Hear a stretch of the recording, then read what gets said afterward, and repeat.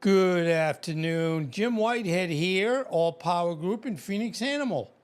You know, I wasn't here yesterday because I was out working. You might have seen here and there that I've been a generator company for years, and now I'm doing EcoFlow, which is a great backup choice. So I was out meeting with customers yesterday. So the neat thing is you do different things and you don't get bored doing the same thing all the time. Today, although I've done this as a topic before, it's always a little different and there's always new facts.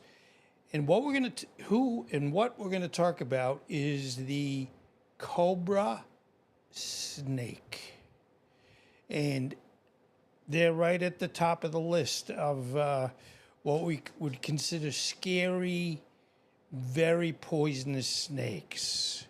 So moving right along, cobras are among the most iconic and fearsome snakes in the animal kingdom, thanks to a combination of unique physical traits and behaviors. Looks scary, right? How would you like to be walking along there and all of a sudden see that staring you in the face? Okay, the first fact is what they call the hood display. One of the cobra's most recognizable feature is its hood, a large expandable neck flap. When threatened, a cobra will raise the front part of its body and flare its hood, making itself appear to be larger and more intimidating. And if you sit there and go, that doesn't intimidate me, you get a little, you maybe need to re-examine that thought. This distinctive stance serves both as a warning to potential predators or humans and a show of power, signaling that it's ready to strike. And, you know, it's like you're going to get into a car, the car or truck has explosives, and you open the door and bam, you're gone. Well, that can be the same way with these venomous bite snakes. Anyway, okay, there you go. That creeps you out, right? Okay, the venomous bite. Cobras possess potent venom, which they inject through long fangs. Their venom is a neurotoxic, affecting the nervous system of their prey or potential threats, leading to paralysis and often death. So, you know, one of the words of the wise is make sure you don't get near these guys, right? So anyway, the potency of cobra venom varies by species, with some capable of delivering lethal doses to large animals, parentheses, or humans. The king cobra, for instance, can inject enough venom to kill an elephant with a single bite. Now, you know, I don't have to tell you how big elephants are.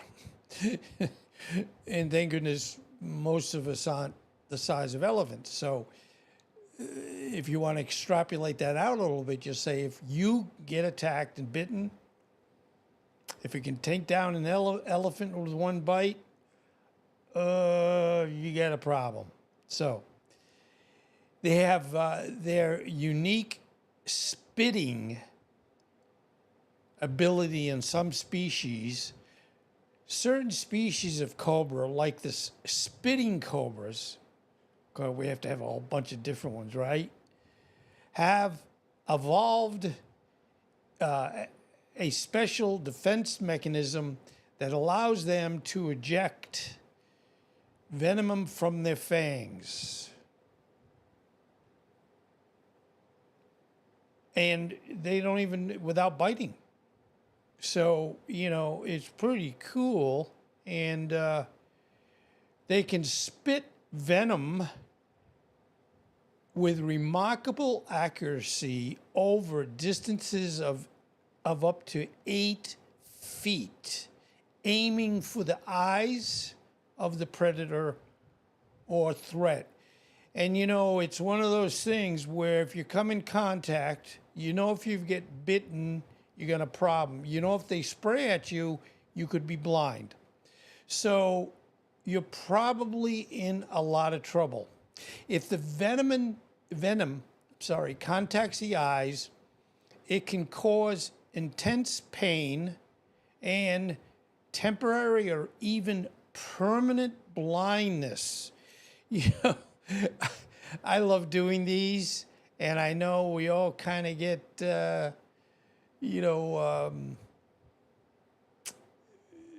where you say, and luckily I don't think we don't have cobras down here in South Florida, but we might as well. I don't know. Anyway, so if it's going to make you blind, it's an extremely powerful tool for defense. Okay, they're also, and these are pretty amazing snakes. Cobras are generally active hunters with surprising intelligence for reptiles. They can track and ambush prey with a calculated approach, sensing small animals with precision, while many snakes rely on heat-sensing pits. Cobras instead use their acute sense of smell and eyesight, which is unusually good for a snake. So I think the takeaway, and we're not at the end yet, but the takeaway is stay away from cobras because they have too many advantages that we don't have or can be easily overcome. So we have to make sure that we're in good shape. They have, I'm making it worse. I know you're like, come on, Jim, you have to say them all? Okay, they have a very long lifespan. The king cobra, mainly. The king cobra, the longest venomous snake in the world, can grow up to 18 feet. Now, and my favorite point of additional measurements, that's 5.5 meters. That said, even if you're thinking in meters or you're thinking in feet, this is quite a snake to contend with. And they can live for over 20 years in the wild. Its size alone makes it a formidable opponent. Additionally, their lifespan gives them time to bone their, me, me, I have the words right in front of me, but my brain says something else. It's time to hone their hunting and survival skills, allowing them to establish territories and fend off rivals effectively. Wow, I don't know if I'm going to sleep tonight. But anyway, they have, the cobra, king cobra, has these parental instincts. While most snakes do not care for their young, their unusual parental behavior, the female builds a nest by piling up dead bodies. No, I'm only kidding. Piling up leaves and debris, and then guards the eggs until they hatch, staying nearby to protect them from predators. Good mom. I know we sit there and go, wow, I wish my mom was like this. Actually, my mother was. And I know you would sit there and go, oh, everybody thinks their mother is great or was great. Well, my mother was. Anyway, this behavior is rare among snakes and underscores the king cobra's uniqueness among reptiles. Okay, number 7, ability to live in varied habitats. So I'm in my building and I have to walk 30 feet to get to our house. Should I be aware and worry about snakes? We do have snakes in this yard, by the way. As I've said before, we are in a kind of a woodsy environment, which is neat. We have 5 acres on our east side and equally or a little bit more on the left side. And snakes like to go under my building here because the building went, we had to put quite a tall slab so we'd be at the level of the home. That's code. And the building is on 4x4s on the slab. So in other words, there's space underneath, which is cool because, again, that helps with air, going through or any moisture, yada, yada, yada. But my wife is always telling me, because she walks every day, she said, I keep seeing snakes. And it's not that I think these snakes are dangerous, but it's like anything you don't know.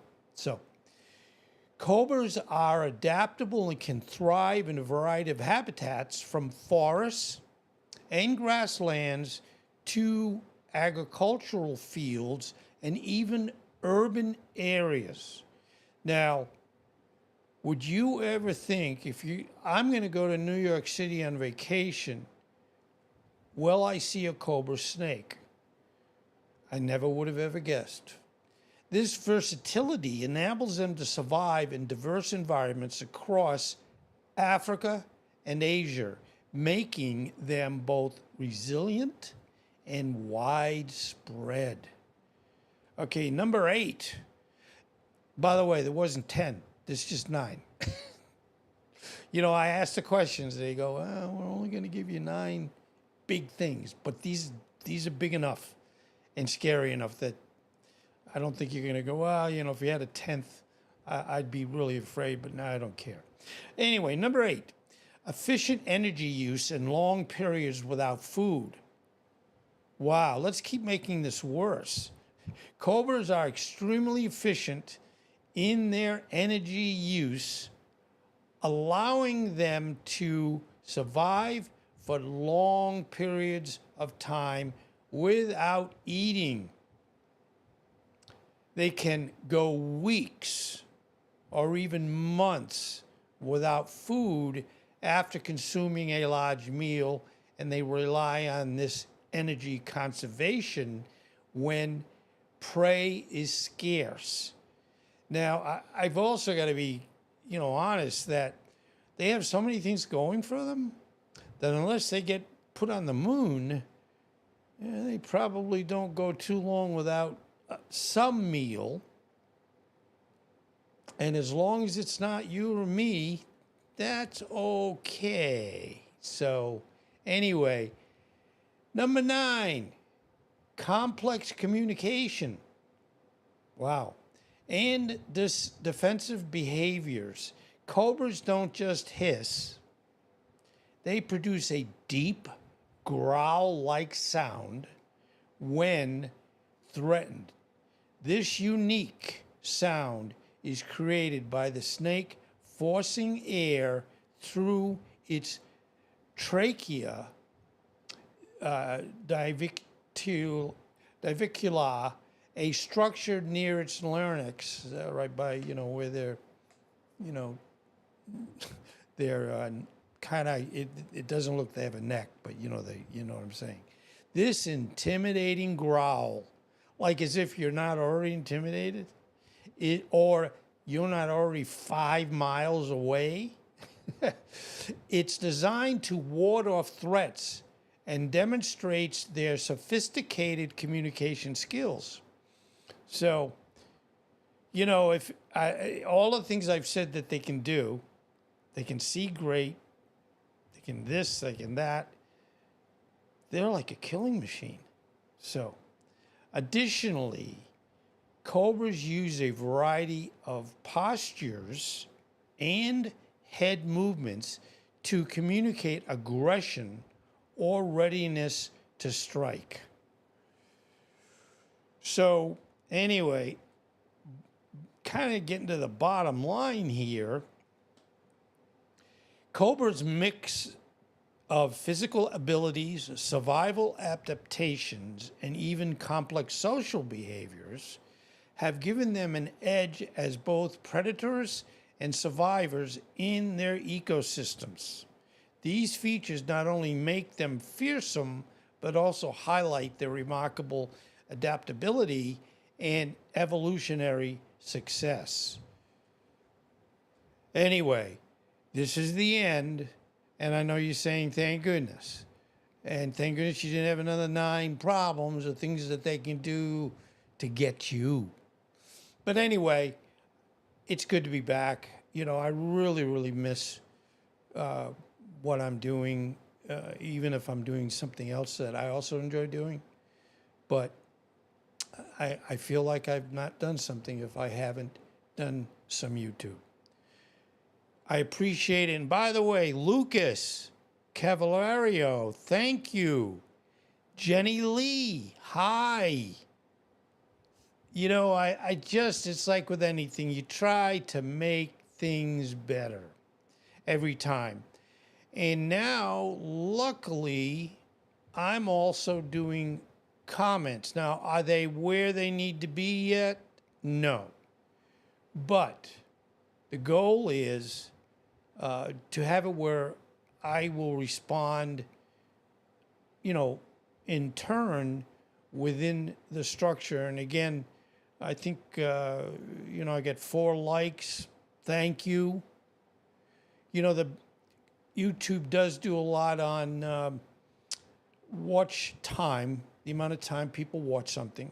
So if you watch something and then bam, 2 seconds later you're gone, I'll get a view, but you don't get any what we consider, video time.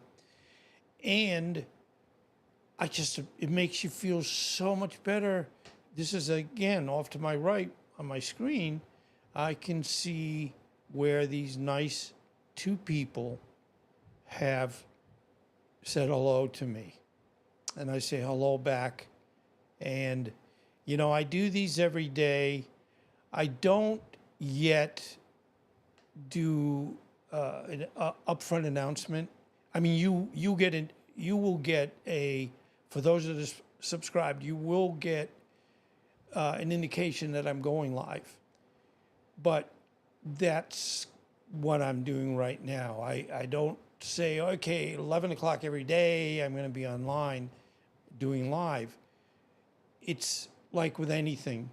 It's hard to keep to a time schedule only because, I'm doing more than one thing. So bottom line, it always doesn't lend itself to the exact time. And I'm actually pretty late today. But thank you so much. You've made my day. I mean, and I mean that. I don't say good things if I don't believe it. But anyway, please stay well. And remember, however you feel in today's world, I honestly feel every day gets better, even though sometimes one day doesn't look like it's getting better, but, we progress. And one of my biggest sayings is, unless you're dead or dying, everything is good. And every day can get a little bit better. And besides me getting better and hopefully doing better with my live vertical presentations.